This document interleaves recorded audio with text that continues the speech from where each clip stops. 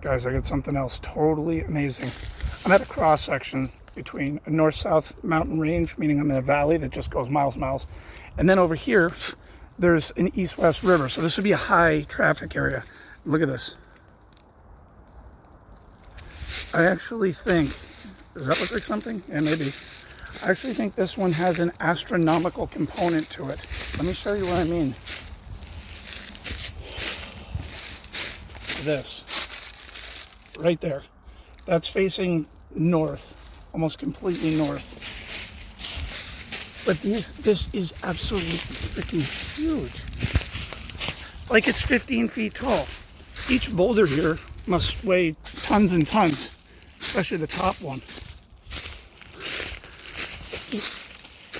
And again, I'm on a level area. There's not like a cliff here that these just randomly rolled to.